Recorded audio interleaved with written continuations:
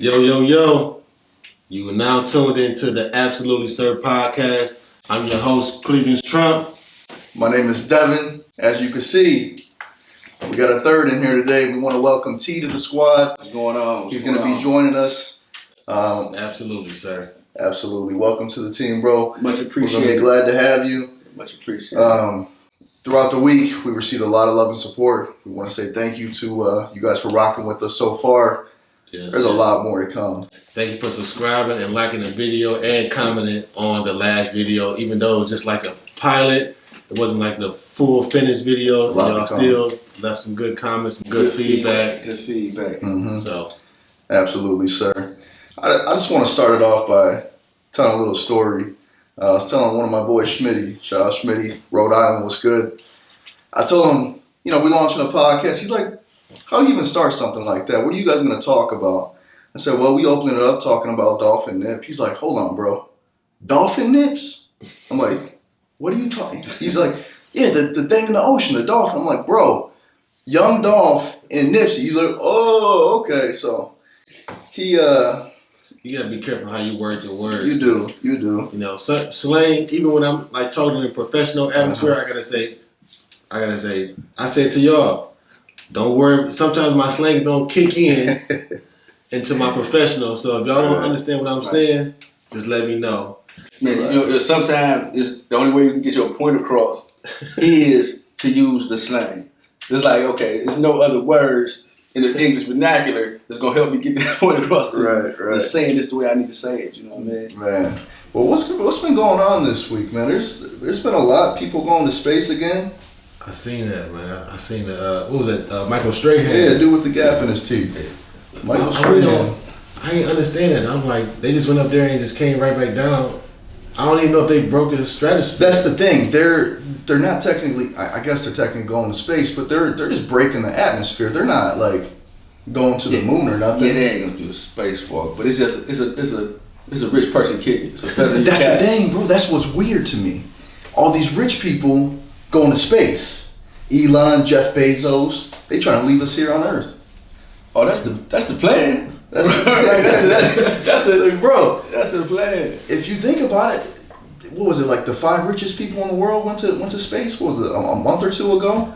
It's gonna be like the movie. What was it, Elysium or something? Yeah. I think you put me onto that movie. Yeah, with Matt Damon. Yeah. How they had the whole world out there. Yeah. They had the cure for cancer out there. They had. It was like, I don't know. It was like a fresh new. It's funny because the conversation we had was, it's really no difference in ranges of money. Remember we were talking about that? Yeah. So between $100,000 and $1 million, your lifestyle is it's not a big jump in lifestyle. Mm-hmm.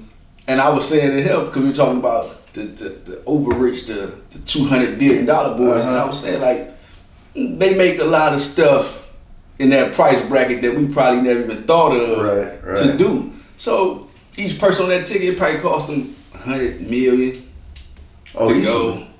All right, for I'm about to go up and come right down. It's a roller coaster ride. Right. All right. So they're looking at it. Yeah. 100. I got it. Throw it in there. Yeah, that's crazy though.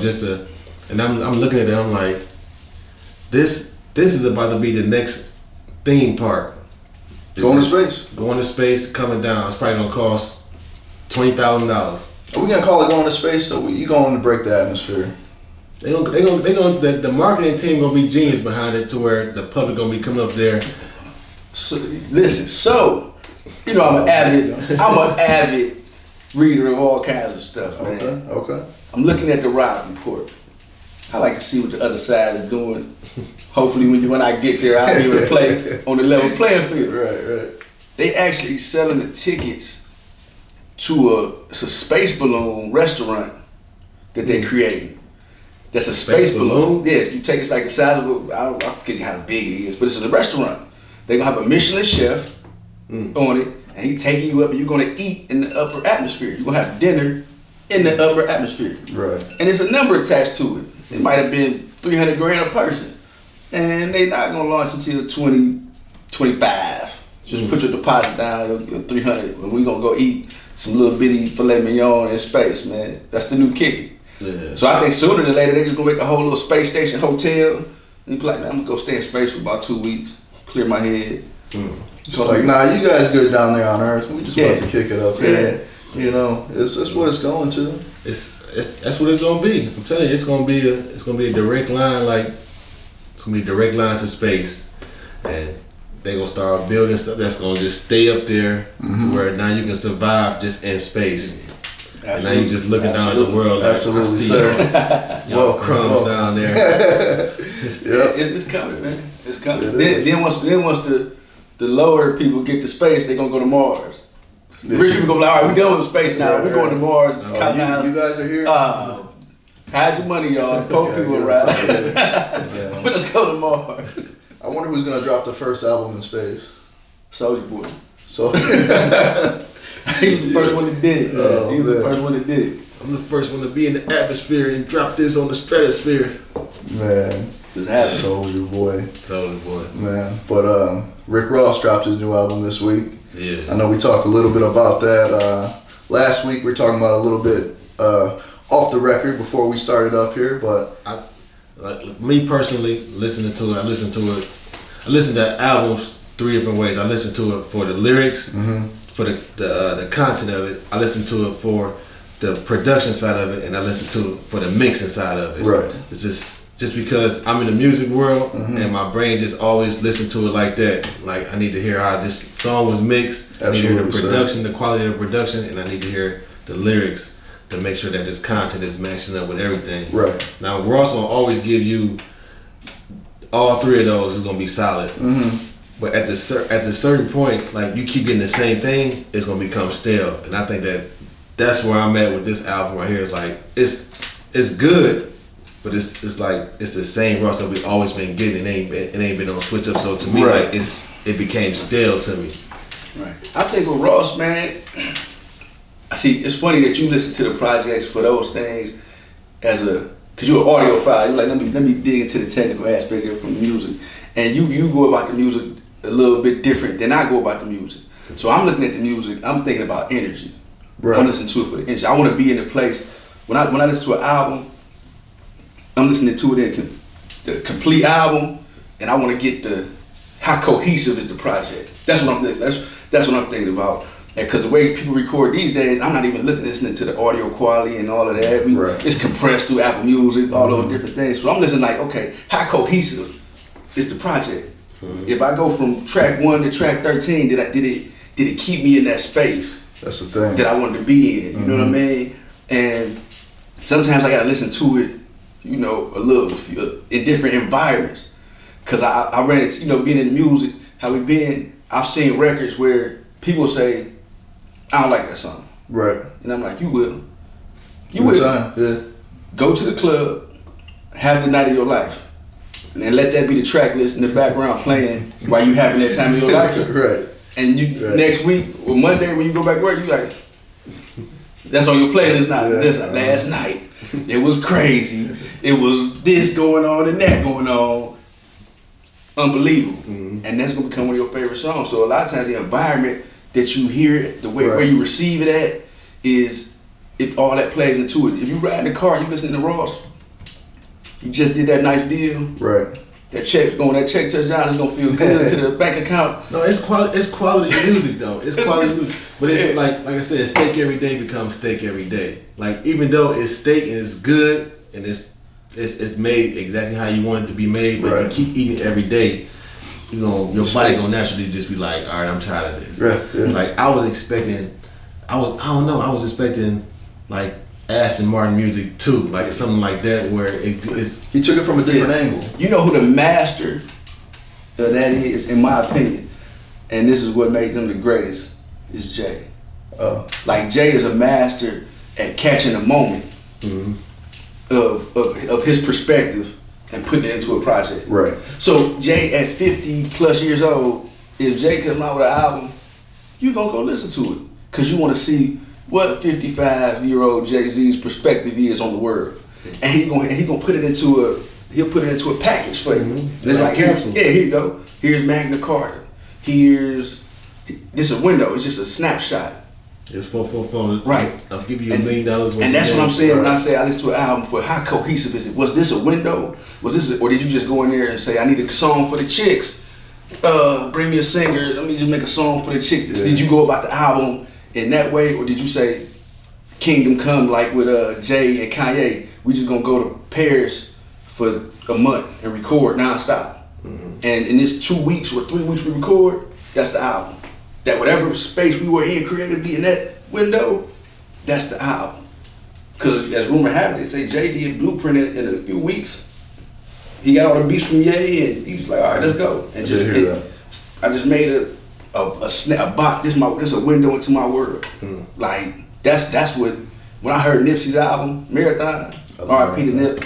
When I heard that album, I believe I might have called Preem or one of the guys. Like, this is a classic album, man. Yeah. This is a classic. When I first heard it, instant classic. Because it was a body of work that was so cohesive. It was so West Coast. It was. There was a lot of gems he was dropping in there. It was him. It was like this my body of work. This my signature. You know what? On Nip, I knew the album was gonna be crazy because I seen the progress of it. Mm-hmm. You seen him in the studio with Diddy. Mm-hmm. You seen him going from the Nipsey with the long white tee on, no chain, to having the hair, the image all the way down pat at the chain, the swag. Then caught up to. You seen the evolution of it. I'm like, this guy, he on the right path. He a smart dude. You can tell. Businessman. He think before he speaks, so you can see you see a lot of that coming out in his business. Right. It's like when you got them kind of people around that was hands on with his music and hands on with the video, hands on with the business, hands on with everything. He was about to be he was gonna be unstoppable. It wasn't no way. They had to take him out.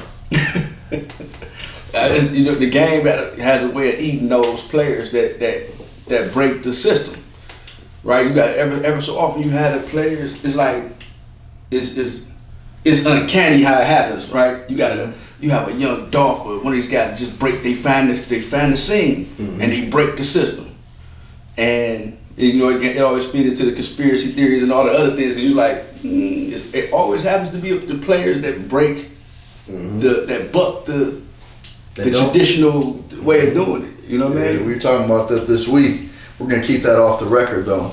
But that Marathon album, where you guys put that? You know what? Let me raise the bar a little bit. I want you guys to tell me where you guys rank that album and your top 3 favorite albums of all time. On the spot, just like that. Top 3 favorite albums of all time. You got something, man? I think I got something. All right. So, growing up in the Valley, we was big into Wu-Tang. Okay.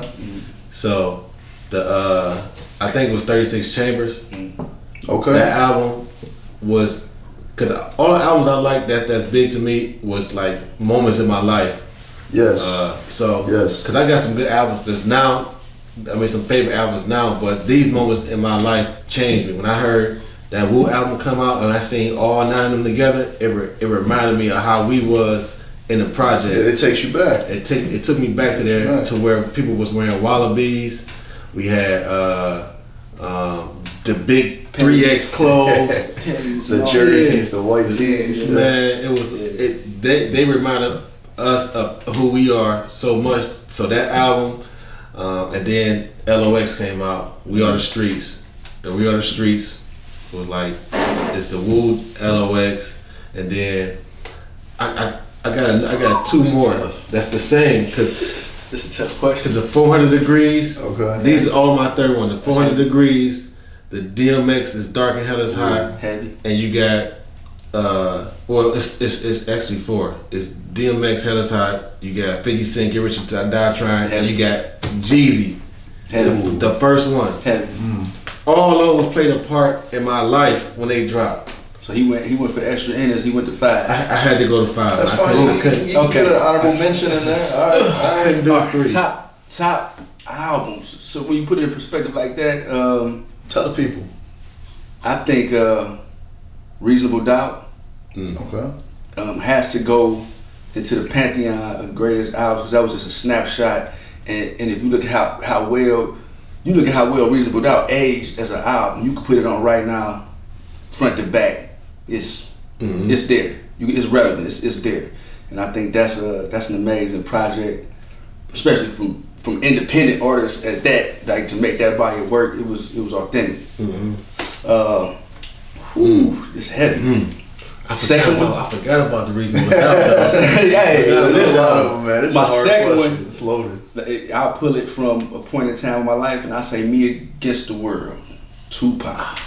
That go like at that point in my life, 12, 13 years old, you young, you off the porch, like read that body of work from Pop was like when you heard those records, man, like to this day, you could go front to back with that, from Dear Mama to F the World to man Outlaw. Just the message of bringing the Brenda's had a baby.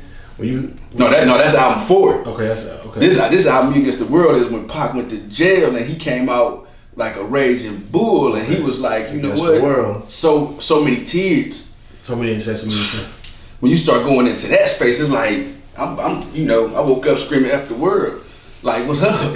That heavy body not work. To interject on yours, when Pop came out, I was in a place where I couldn't receive all this music until I got older, because I was going through so much stuff at that time that I wasn't able to capture that music the way I wanted to capture it. Right. And then on the box, remember the box? Oh, who came from the box? You ain't from the era. If you from the era, you know the box. Right. They didn't play Pac on the box. But the streets played Pac, and when you like one of the most prolific summers, man.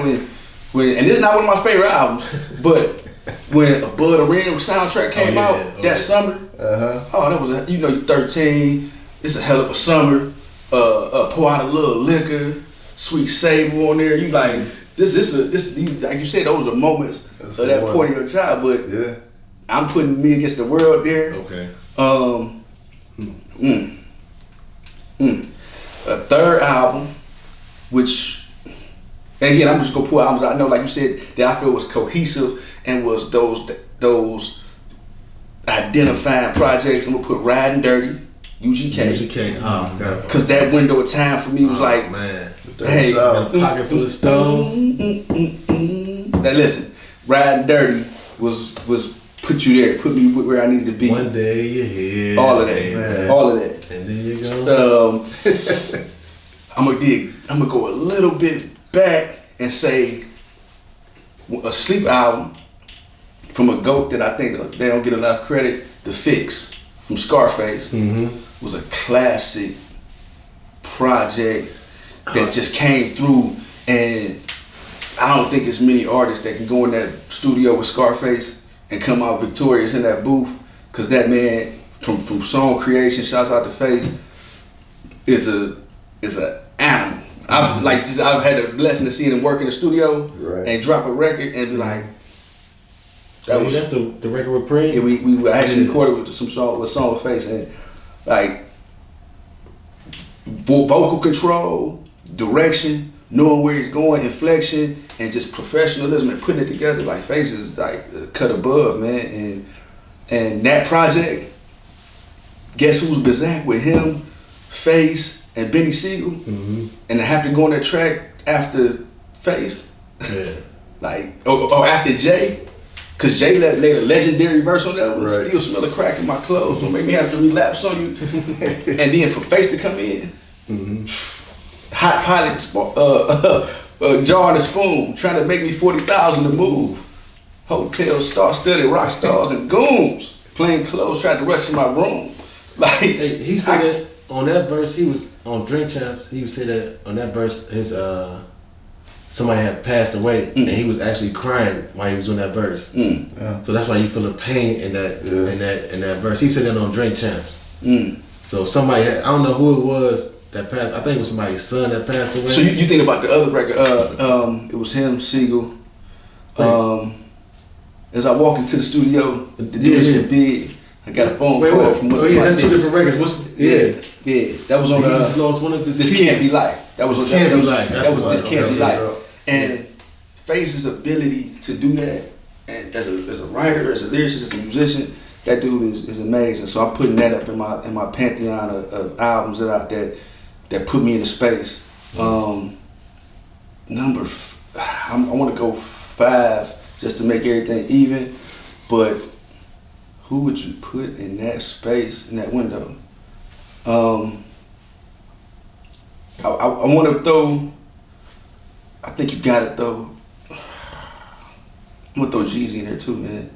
Because I think when that Thug Motivation 101 dropped, Man, it was like you see a club, you know, now what age bracket, we probably 20. this is when the motor was just Motors and the top of the flat. I remember Thug Motivation. Do you remember the motor? No, he Club. was dead. Listen, Wait, you was you? I'm 27. Yeah, it's probably out of your bracket. The Motors, listen, the motor was so dope that it only lasted 1 summer because they locked the dude who made it up. They was like, listen, this cannot be happening right here. We know you up to some other shit, and we gotta look at you. So what's the motor then? The motor had the Miami cooling system in the club, so where you in the club and then the hot the like the dry ice hit the smoke thing, so it's filled with smoke. This whole place going bananas. like you literally walk in there and It's there's bananas. 10,000 people in there. Like you can't move. The bathrooms going crazy. They getting it in the bathrooms. It was. And this was on West 25th. Yeah, you right. Real? So it ain't really no parking. You had to park in Dave's Supermarket parking Somewhere and walk Parking lot. to the motor. Damn. The motor's Man, crazy. And you just walk the line. It was that club. That's when Motor was dope. like, and before that era, it was the Mirage on the Water, Mirage, and then the Millennium. Yeah, that was that era. Yeah. Those was like the because Yeah. Metropolis used to be jumping too. Yeah, It was like a Metropolis. lot of kids. Then they changed it to the Dream. The club had a life cycle, so Right. it kind of transitioned. But the motor was that was a spectacular. And it was the club would get uncomfortable when you're in the club in the summer. It's hot. It start getting hot. You got 3,000 people here. You like, man, I'm about to get up out of here. They had the secret sauce. Hit the button. Cool, baby. The whole place cool again. You're like, give me another drink. We back at the bar, getting some more drink. Breath of air, Chicks man. dancing on the speakers. It was like, Man. it was insane, man. Motor was insane. Man. So West 25th was not ready for that. No, and at it the wasn't. point they saw that, they They said, shut it down then, huh? we got to And that was the first time I heard Trap or Die was in that club, and when they dropped it, everybody went crazy. I'm like, I ain't never heard this. Why everybody going crazy? But everybody knew this song already except for me. I'm like, what's this? And I hear that, hey. Yeah, that's crazy. Well, you got to get out. Listen, since we in that zone, you got to get out of the since you brought up the Mirage, the club really was Elm Street. Mirage was the club, Okay. but it was so packed. You ain't getting in the Mirage. No. So you just gonna hit Elm Street and come down that strip. It's gonna take you about an hour and a half to get around that strip because it's jumping, people jumping out the car, they throwing the doors open. The party is in the streets at this point. It's all over the park. Yeah, the party is outside in the street at the Mirage, right? And that was during the height of that for me was that Cash Money time, Get Your Roll On, when they was coming with that, and the whole hood is strapped up, and it was, the hood was coming down, 10 cars deep, rimmed up, everything, just throw the doors open, and it's Candy paint. Yeah. man, Man. that's a window in time. But I never speak about rap, and I'm riffing this up here. I never speak about rap without mentioning one of my top artists. Even though he never had a solo album per se to make it, but he one of my top 5, dead or alive, Andre 3000. And I'm gonna throw him in there, even though he never had one album. But that's as a lyricist go. Andre. Impeccable artist, man. Yes. This on you, man, because I don't know. That was rough. That's Nah, rough to hey, get 3 or 4 hey, hours. man, I'm just trying to absorb a little bit, man. Like, I know all the albums you guys are talking about. I haven't listened to them in that, that detail. But I'm gonna have to go through all these. Yes. I'm gonna have something for you guys next week. Oh, But you ain't got your 3? no, I got my 3. Okay. I got my 3. But no, I wanna Okay. dive through a little bit deeper. gotta But, dig in. yeah, but okay. I got Nothing Was the Same. Drake. Drizzy. Okay. You 26. Yeah, 26, okay, I respect you. 27 next month, but There's just something about that era. What was that, 11? Yeah, Drake was. I was in high school wrapping it up, and that was a great album. But I'm gonna go back to when I was in elementary school. I had no business listening to this album. 50, The Massacre. The Master, okay. Massacre. Okay. Yeah, get in my car, Yeah, piggy my bank, car, yeah. piggy Baltimore bang. love thing. Yeah, so yeah. That love that thing. one, yeah. Mm-hmm. And then rest in peace, my dude Mac Miller, Macadelic 2012. Again, wrapping up high school, man. It's just, it takes me back. It's just funny how music ties you into these experiences, whether it's good or bad. It just, you put the song on, all of a sudden you're back in that place. Yeah. It's crazy because like it's hard to name those top 5 because I got so many different albums that played a part Right. that I didn't mention that he was bringing up. Right. Top Authority. Mm-hmm. Oh, People forget about Top Authority. Top Authority in Cleveland in 1992, 93. Man, Top Authority, tell it to my 9. come on, man. You know, he like, hey, listen. Listen, you probably never heard of Top I Authority. haven't heard of that one, no. It was, you had to be in Cleveland, in the streets. Put the notes on there. Yeah. Listen, Top Authority was ringing through Top everywhere. Authority, Dayton Family, Top Authority. Man. You guys from Detroit. That was the first Detroit wave. Was them guys from up top in Michigan. Top Authority was from Flint. I didn't even know They that. from Flint. Dayton Family from up there. Like that was that first, regional thing. Like them guys. Top Authority was heavy, man. I didn't even know that where he was from. I just know that they was heavy They had here. it. They had it It was here. heavy It here. was heavy here. I'll look into Volume it, man. 10. You remember Volume Volume 10? 10, No. Pistol Grip Pump. Pistol Grip Pump? Yeah, Nah. that was the early 90s. We going back to the early, Yeah. That was a hell of a good time. You got some old heads, man. Oh, yeah, listen. I think, you know what? I think for me, that's the golden era of music. Yeah. Just because it's pre-internet, right? And I think the one thing that the internet did, which, it is what it is. You just got to evolve with the times, though. But what music, rap music in particular, was real tribal, right? It was real regional, real tribal.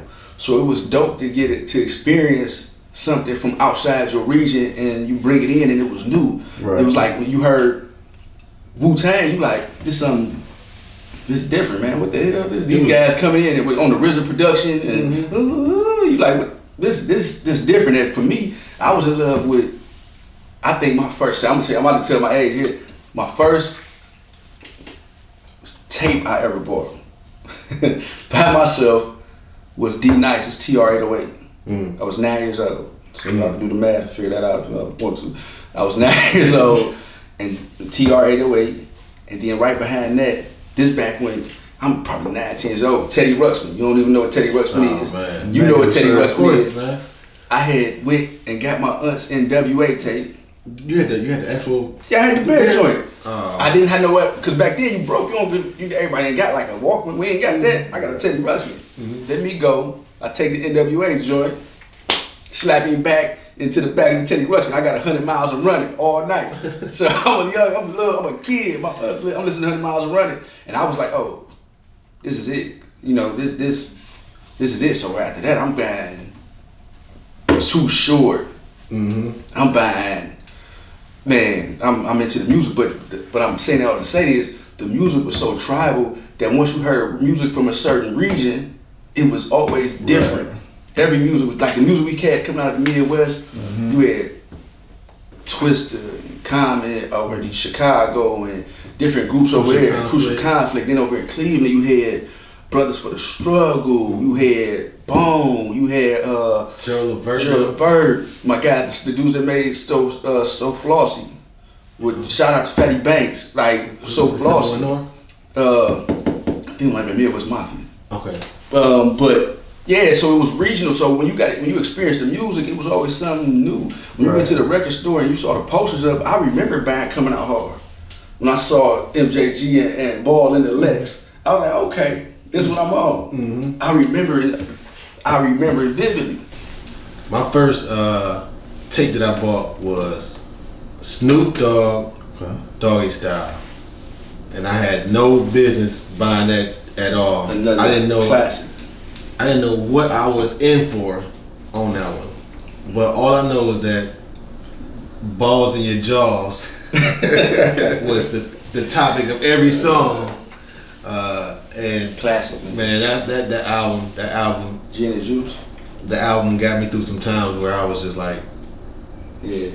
like I remember just buying the actual tape of that, and you remember sometimes you had like a generic radio, and then the actual tape would get stuck, and you got to come out and you got to take it out and rewind. He don't remember that. I've had a few. I've had a few cassettes. Okay, Yeah. go ahead and wind it up. And I remember my brother. We had. This is when the big speakers was out. They was like this big, and your system was right here. You had 2 tape decks. One had play and record on there, and the other one had play, I think, or both of them might have it on there. But he dubbed something over my tape, over the Snoop Dogg tape. I remember we get into it. I'm like, man, that's a fight. That was a fight. Yeah. Because you can't. I had to hustle to go get this tape. Right. Man, so. Yeah, man. That like I said, I wish younger generation knew what that feeling was like to be able to go in and really vibe with the music. It seemed like all the music now is just it's a blip. You don't get a chance to really appreciate it, to ride with it for it to become like back then. It was a window of time. We just dropped. You just had artists like Drake and Kanye drop a month ago, and it's like that's history now. What's next? That's crazy. It's moving so fast, but then it's like when it drop, you got to digest it. But you never do. You don't get the chance to. Because it's so feverish. Yeah. The pitch is so feverish. Like, who's next? Like, it's hard to even create a moment in time to that. Let that be the soundtrack of your life for a minute. Like, it's crazy because it's so many albums we can name from Master P. I'm About It. You know, P was the first one to make his own movie and just take the streets by storm. Like.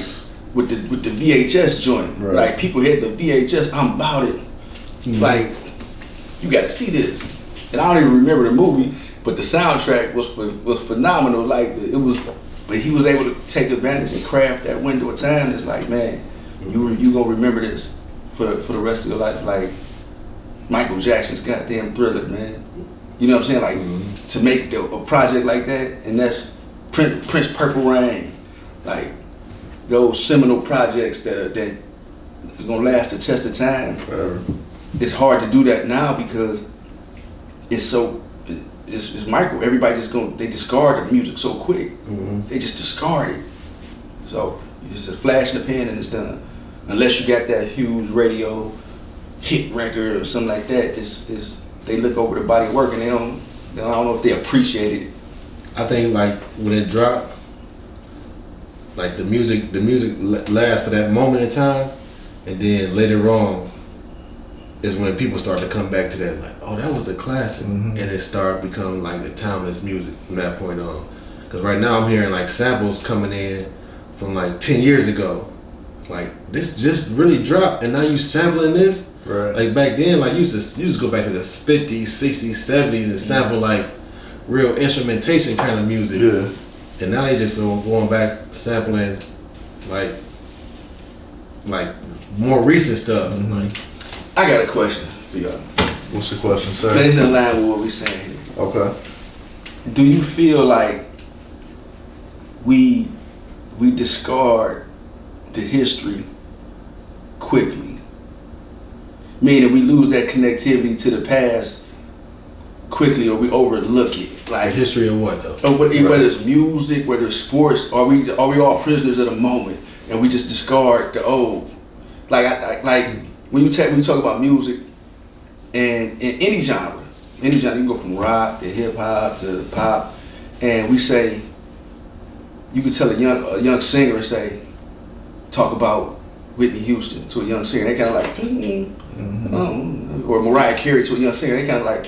And it's like, don't you know the magnitude of the artist that was in that window of time? They're like, I never really heard it. You're like, are you serious? You never heard? You know what I mean? Like, do we discard the history and then we kind of come back to it and say, I didn't even know that existed or that was that big, like that.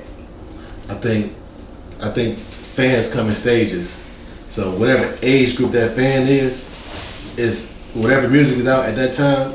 Is what they're gonna be like that's gonna be they moment in time. That's gonna be their music, their time frame of music. So when we going back to, like, we talking about we was just talking about the pioneers of this music. Like you hear NWA, you hear LL, you know Kool Herc, Grandmaster Flash, Big Daddy Kane, like KRS-One, all of them. Like I listen to those music because I grew up in that time. Right. So that's gonna always be like, I know how big it was then, and I know what they did to pave the way for all this new stuff to happen. But that's our age group. So I think the age group of where we, like, if I go to my daughter and I say, baby, because she always say, why you don't never listen to no new music? I'm like, because this music right here is the music. Right. I don't need to listen to new music. I'm listening to Black Rob. I'm listening to, you know, different music.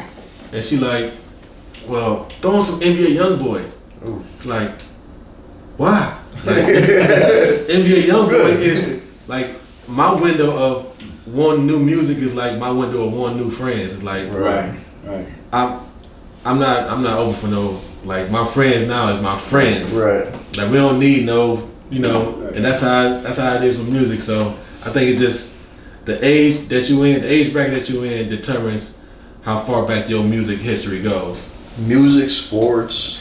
That's where I was headed. You hit it on the head. I'm a basketball head myself, so I educated myself on the 80s and 90s of basketball and the stars and the stardoms that, you know, paved the way for guys currently.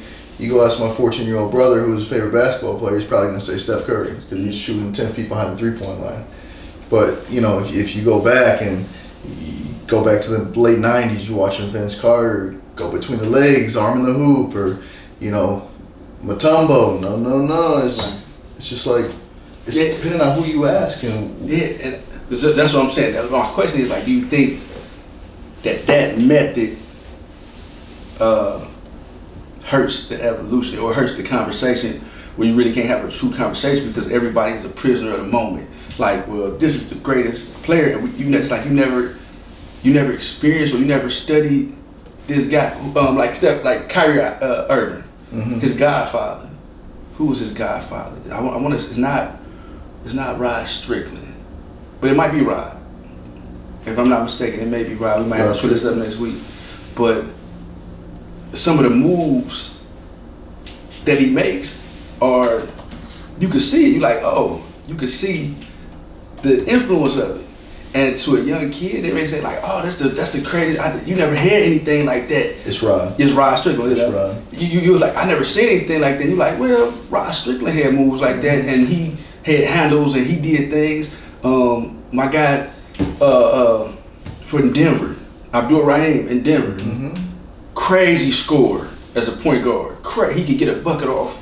He was crazy. But it's like, we look at the game, we're like, well, them old guys, Jordan played against plumbers. Right. You know, if you go on the threads, like Jordan played against plumbers. It's like, nah, it was some real crazy talent that played in the game. It's like, I think you can't have that conversation without having a full picture of it, because a lot of us never seen a lot of those players play, but I think we don't appreciate the greatness that came before. Yeah, enough. And then it's okay to say LeBron is your favorite player ever. It's okay to say that. But it's okay to say Jordan is the greatest that ever played. And I think in their own right, they become two different. Just gotta appreciate the greatness. Yeah, just appreciate it for what it is. But you can't discount the past. Like, and I think so often we become like NBA Youngboy. You're like, I don't want to.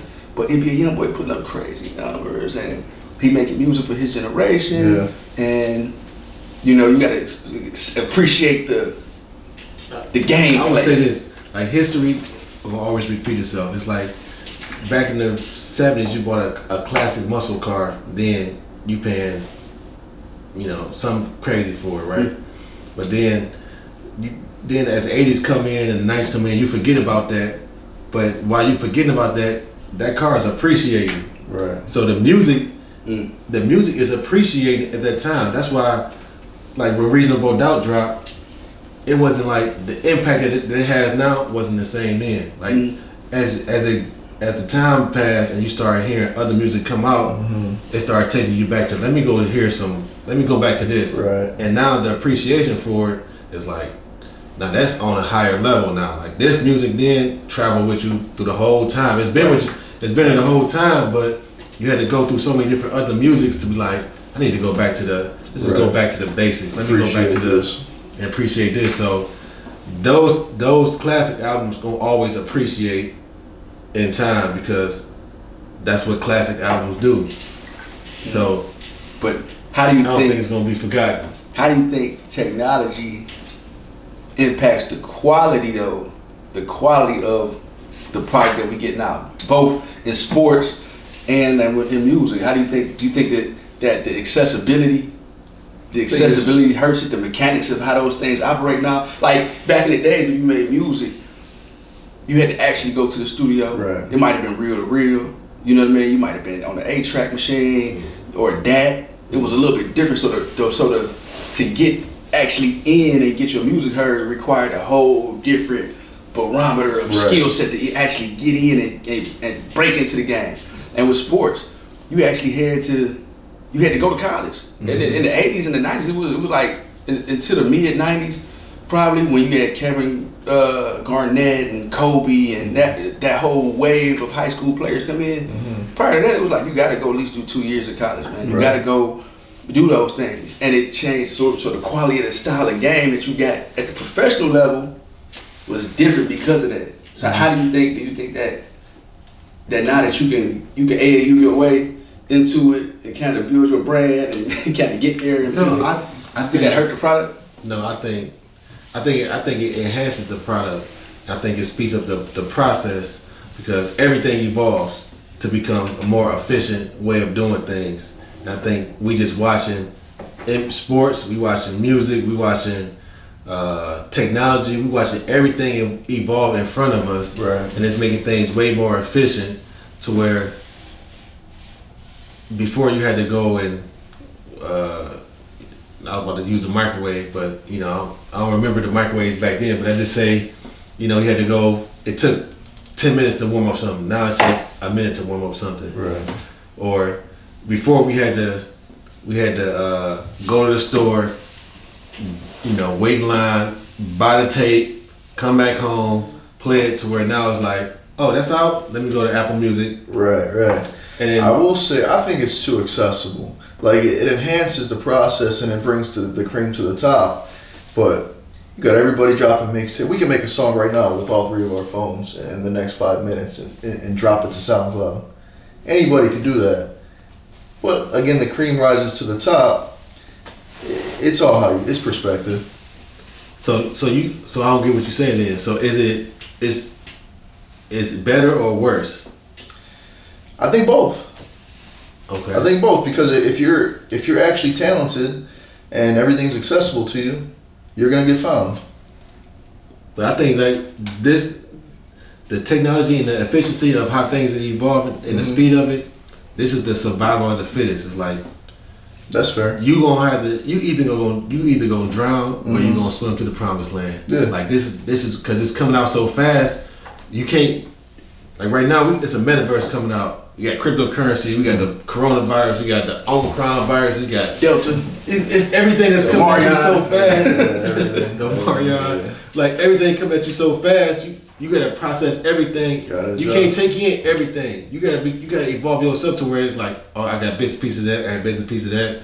Because if you sitting there trying to take in everything, you like, damn, I'm the coronavirus, and now we 2 years into the coronavirus, and you still on the coronavirus. They done had so much other stuff that happened since then. Right. You gonna get left behind. See, I'm kind of in the middle. I think it's a bad thing because I think you speed up life. Or not even actual life. You just speeding up your thought of time. That's time's a human construct because we here for a window. So we got this thought of time, and you just speeding it up.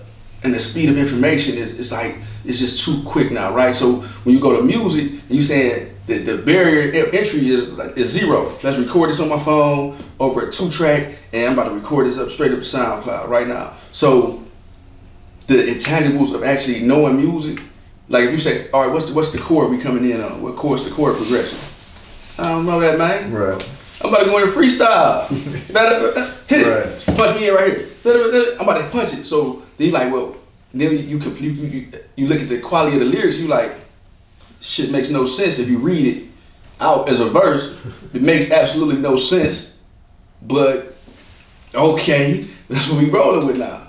Because the barrier of entry is okay. That's what I can do to get in. It doesn't even matter.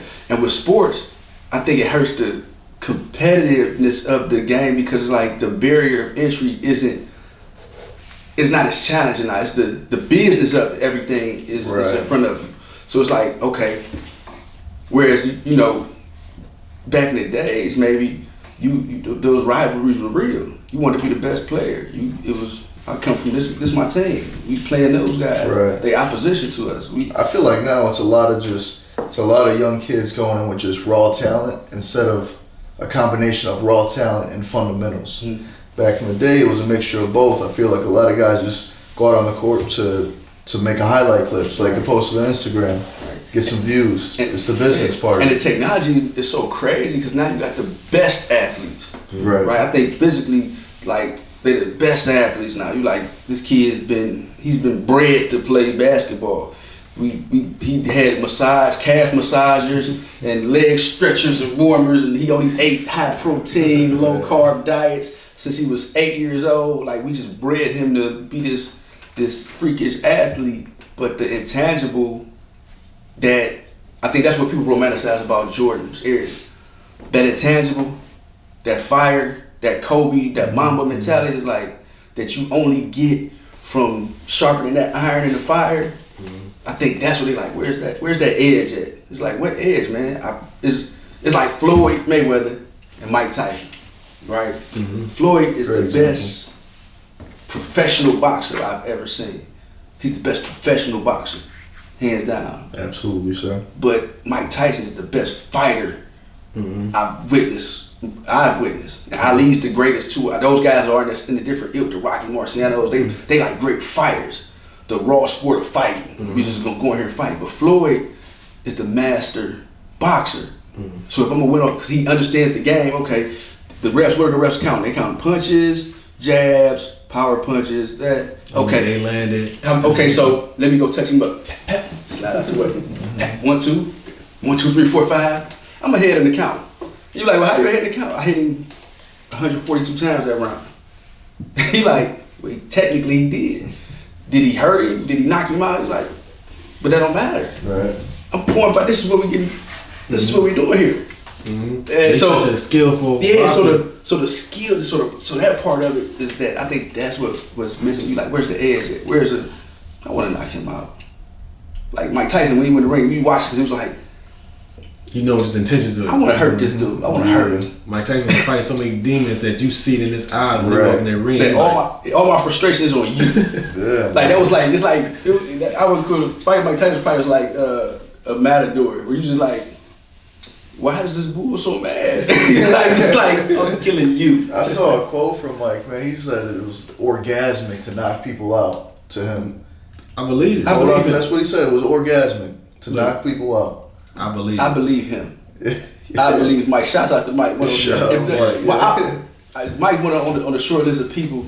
Like I met a lot of people that was blessed, and I'm not a fan, so to speak, or a groupie, but some people you want to meet because you just appreciate their greatness, man. Mm-hmm. Mike Tyson's on the short list of me for people that's like, you know what, Mike's a real dude. I would love to meet Mike Tyson. Me too, man. Mike, I got to, man. Mike is like, he's honest, man. And you don't get that kind of honesty in the world. Like Mike's like, he got his own show too. Yeah, I watch it. And Mike is so comfortable with just, I think his honesty is off-putting. Yeah. Because Mike will say some shit and they're like, you can get the toughest guy. Right. Mm-hmm. You can get the toughest street dude on hot boxing with Mike. Mm-hmm. And Mike's just there like, what's up? Yeah. And they like what you gonna it's do? Mike. It's Mike. Listen, I heard the Locks tell a story about Mike Tyson and Eve. Yeah. It's the funniest story, man. Y'all gotta watch it, man. Yeah, I'm gonna wrap it up quick though, but he basically was like, or Styles was like, look, Mike is coming on to E strong, like very strong on some Mike Tyson shit. Yeah. So they like, look, it's 3 of us. You're like, shake loose. You're gonna go first because you're gonna have to get knocked out first. Right. You the biggest. You the biggest. Right. You the biggest. You gonna get knocked out first. And I might have to stab. I'm gonna have to stab you. You're like, he gonna knock 4 or 5 of us out, but we gonna get him down. They like, look, we try not to do this because it's Mike Tyson. Right. Like, and he on some. They're like he in a different world in his mind because he pushing up on E like real aggressive, grabbing her, and they like she looking at us and we Come on, big bros.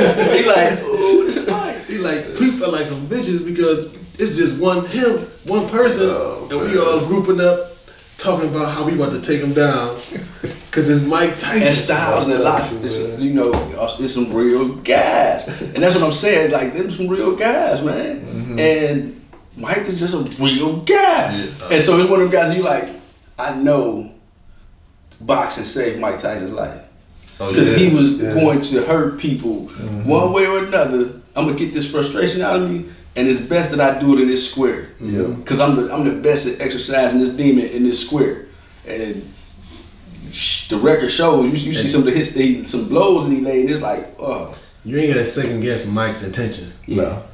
So you tread softly around people like that where you like at any moment this dude can snap and now you're in a boxing ring or a boxing match with this guy that you know is very skillful. No, you in an ass whooping.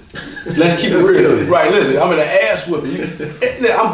I'm a very real person. So you know, and I'll square up with anybody. And you know, if you go, you're like, I ain't scared of nothing, but this one might not go my way. I'm just fighting off of nuts on this one. I'm just protecting my name. Man. All right, I got something for you guys before we wrap this up here. Would you rather get punched in the face by Prime Mike, or talk like him the rest of your life?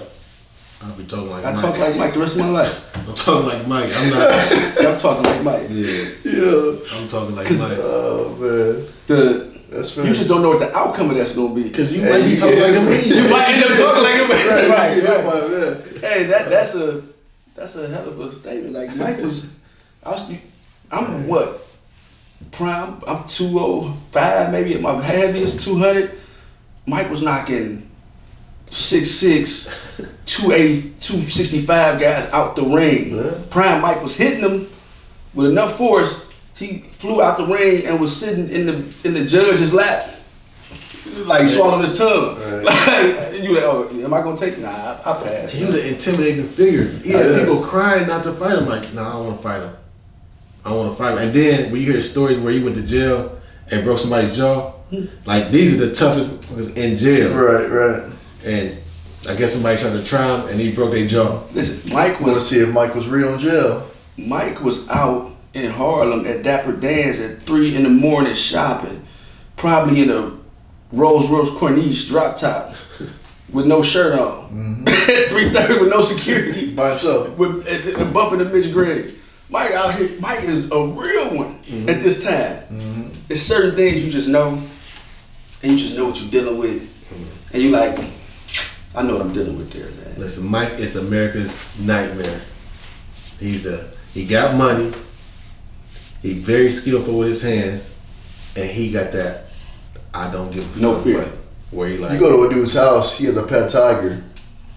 You know, I saw Mike post something, and I don't mean to say no fear, but I think Mike is one of those people who mastered the art of dancing with his fear.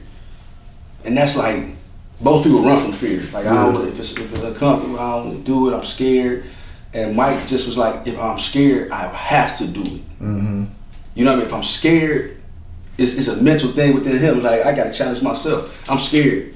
And like you said, he never went to a fight without feeling that. Right. Like, he was like, But think about how deep that is, though. very, man. So if you say something and it spooks him, he gonna want to face you. I gotta test it. So what you saying? Like, I remember him. He was on the talk show, and the guy brought up some old stuff. Past allegations. Yeah. Oh yeah. And he was like, "You a piece of shit." And he was talking to that guy, and he had that body language like, the most confident person in the world. Like, I know I'm about to kill this dude if he do anything wrong. And he like, he had all the right to say that, because ain't no point in you bringing up some stuff that's like, this is supposed to be a positive interview, and you want to bring up some negative stuff like that. And not just bring up some negative stuff. This is Mike Tyson you got in front of you. Like, you gotta tread softly. You can't just be poking the bear and not expect the bear to attack you. Because when he attack you, ain't nobody gonna be able to stop him. No. So you're done. Yeah, like with Mike is can you match his intensity? Because I don't think Mike has his respect limit. Like, the volume on that one is at 0. The knob is broken. He turned to 0 and it's broken. It's like, so at the point you disrespect, he just feels that energy. It's like, okay. Because a lot of people do it from a safe place, especially in this social media era, internet era. You can say, hey, fuck you. I'm a shooter. I'm gonna spin on you. Right. You're like, whoa, what the hell is going on? But people never have to face that that real natural aggression. Right. And Mike is there like, you know what? Let's weigh him up. Let's see how do you really mean what you just said? Right. Do you mean it? And you going for that highlight? Yeah. Really, I think he just black out. I think Mike just like, none of this shit matter to him. Probably. Yeah. Like, it's just me and you here. Yeah. It's like a caged lion. It's just me and you right here. So the only thing that matters is me tackling. When he said that, I'm gonna eat your kids. It was a press conference. No. Yeah. It was probably 100 people there. Cameras, lights, everybody there. Like he said, he just blacked out. None of that matters. It's like, you coming after him. Don't say nothing to me, because I'm coming at you. Hey, what I say? I'm ferocious. I'm from their cloth. I'm going to devour you. This was after the fight. This is after you're supposed to be coming down off that testosterone high. And he was to the point that my man interviewed was like, okay, all right, sure, right, because the adrenaline is there. I'm raging. Well, I could fight it. When he fought Roy Jones, and Tyson this is older, more refined Tyson, and Tyson was like, that was some good rag. I could go again. Yeah. Roy Jones was like, I need to talk to my family. Right. like, he said, hey, you want to run it back? Man, I need to talk to my family. Talk to my family. Because that was different. All parts of my body hurt. Right. Yeah, that's different. Like, and Tyson like, I was just playing. He looked good too. Listen, he looked good. Dude, at 50 years old, you're not running into the ring with Mike Tyson. No. Don't care. He's gonna hurt you because he likes to do that. Right. And it's just recreation for him. And that level of intensity, man. Listen, Mike, his testosterone level is already crazy. Right. So when he coming in there, he got all kind of demons that he already fighting, that he want to just get off on this person. So when he come in the ring and he knocks somebody on in 30 seconds, all that stuff is still built up in him. So he like wants to fight over where he looking for the next opponent. Like, it's gonna be you, it could be you. Like, anybody say something wrong, I'm taking this shit out on you, because I ain't get all of this shit out of my system yet. Because I done beat this guy up in 30 seconds. That's the ear bite. Holyfield kept headbutting, and Tyson was like, fuck this boxing shit. Like, we in the street, we fighting now. Oh, man. Fuck this boxing. Bit him, swung on him. His coach jumped in, swung on the coach. Like, what are we doing here? I'm tearing this room up. That's what Tyson is. I'm gonna tear this whole fucking place up once I get to going. So everybody's like, this guy is different. And then once he came back, he's the nicest guy. Yeah. I'm sorry. I didn't mean to do that. Like, I love it. That's why I think he's one of the most genuine people in the world. Like, it's like people like this. He's just a genuine. I am who I am guy. You get Mike on your side, like you win him over to where he like consider you a friend. Right. He gonna be your friend for life, no matter what. He in your corner. He in your corner, no matter what. That's a good person to have in your corner. Absolutely, sir. So it's crazy. I had something I wanted to ask y'all too. Okay. This totally off the subject of what we've been talking about. Okay. But do y'all think that the storms are man-made? The storms. Like Weather? When it comes to like tornadoes, it comes to like tsunamis, and it comes to rain. Well, you know, it's fact that they know how to seed the clouds. Like that's scientific fact. They know how to make it rain. Make it rain where they want it to rain. Like you science. see the planes flying over and seeding the clouds to make it rain on places where there's. Yeah, do you think all of it is man-made? I don't.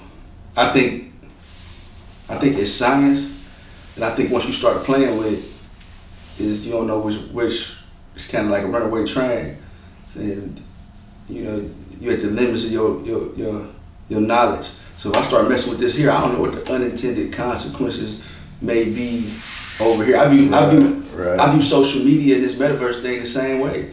It's like the psychological impact of social media that it's having on people in real time.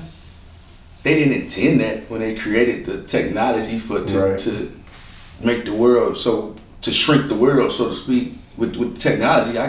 They didn't mean to do that, but the unintended consequence of it is, you know, people attaching their value or their sense of self-worth to how many likes this picture is gonna get, and it's dangerous. Well, let's get into all that next week. Yeah, that'll be a great topic for next week. To answer your question about the weather, I think to an extent they do control it. I think that over the last couple of years, there's been like significant storms where things are like, shit, like that really messed some stuff up. Whether it's earthquakes or these thunderstorms or these crazy winds, these snowstorms, like to an extent they do, which I don't understand because there's places that need rain and they're not making it rain there. So I'm thinking like when you enhance like DNA, you never know what the growth of that's gonna be. Right. And I think that we didn't like T was just saying. I think we didn't tap into so much of the DNA of what makes stuff work, what makes the weather work. We didn't tap into so much DNA of that it's triggering all these different events that's happening. We just had a crazy event. What was it last week? With The tornadoes out in just happened Kentucky. a couple days ago. It was just a couple days ago. It's like all this stuff. I believe is like man-made. Like I ain't no meteorologist, so I'm just talking from an uneducated perspective right now. So I'm not a meteorologist. Off the record. But how did you be like, in 8 days it's gonna be 56 degrees in Cleveland? How do they know what the degree is gonna be? I think it's science though, right? Like I think it's predictability. I'm not a meteorologist, to disclaimer. Science, bitch. Yeah, it's science. Like when they say, okay, they look at the weather. We've been on this planet trying to, so our knowledge, couple thousand years, they say. So we've been trying to watching the patterns. That's like the first people that said, okay, it's hot. Let's make hash marks how long it's hot. Then it's getting cold. All right, let's make hash marks. Then we say, we got a calendar now. For this long it's hot. For this long it's cold. So we should stop playing. You know what I mean? I think over time you get that much data to say, hey, and all the technology, we got weathers, balloons, and satellites. We like, look, the wind is coming. It's gonna be about. I can't help but to think it's all a money play, right? Everything. I can't help but to think it. And I could be all the way wrong, but when you got tornadoes and these big disasters, the crew is there immediately. They already hired the whole construction crew to come rebuild that community or whatever it is, like immediately. When it's a tsunami like the tsunami that happened in China, like all that water coming into, where's this water going back into? Like where's the water depleting and going to? Right. If it's coming in that high, that thick, that much water. But then next thing you know, we ain't heard nothing about that. It was over with in like a couple of months. Everything was back to like normal within a couple of months. But how do you, like, they gotta destroy everything to rebuild it. And it's like, it's paying so many people money for that. The natural disaster is gonna happen, right? Right. That's gonna happen. So a tsunami, like, I think we don't understand that we look at everything as we the center of everything, right? Our perspective, our world is limited to our perspective for most people until we can broaden our perspective. That probably most of the ocean we don't even know about. We ain't even discovered most of what's going on in the ocean. You can get lost in a boat and we just can't find you. They can lose a freight liner, like, we don't know where it's at.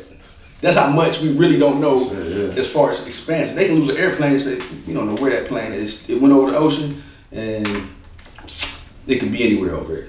So when you say how that water comes and flows, man, if I start a ripple on this side of the ocean, by the time if an earthquake, shake it up, by the time that wave builds up and gets to the other side of the world, then you got a 50-foot wall of water. It's a 100-foot wall of water. And when it crashes, it's gonna come and go where it goes. It's gonna recede right back into the ocean. You like, shit. I think nature is a destructive force, you know what I mean? Like, nature's destructive, but I do think that we play with it. And I think that's the danger. That's the thing. That's the thing. Play with right something. there, yeah. That's like when they go into people's like DNA and genetic shit. You like, man, you start playing with stuff, and somebody start growing extra ears and shit. You know what I'm saying? Like, you gotta be careful with how much knowledge you got to mess with. So You're messing with a lot. I think we got some good topics to absolutely dive into next week. Sir. Yes, I gotta throw that absolutely, sir. You know, Absolutely, sir. shameless plug. Absolutely, Absolutely, sir. We weren't about to have you back next week. You ain't dropped one yet. Oh man, see, listen, I was almost got cut out, but I made the cut. Absolutely, sir. It just, we want to thank y'all for tuning in. Yes, We sir. talk Yes, about sir. a lot of different topics. If y'all got some topics y'all want us to talk about, make sure y'all leave a comment below. We gonna talk about them. Thank y'all for subscribing. And I always want to say this: click the link below, like, subscribe, do all that. Smash that like button. Smash it. That's what they say. Smash that like button. Smash that subscribe button. Comment. And, Share with your friends. Share. Yes, definitely share. Share. Yeah. Tell us what you like. Tell us what you don't like. Yeah, get in the comments, talk shit with us. Let's Yeah, go. Let's man. Call interact. us out on some bullshit, man. Let's have some fun. Yes. Let's have some fun. But thank you guys for tuning in. Absolutely, sir. Out. Absolutely, sir.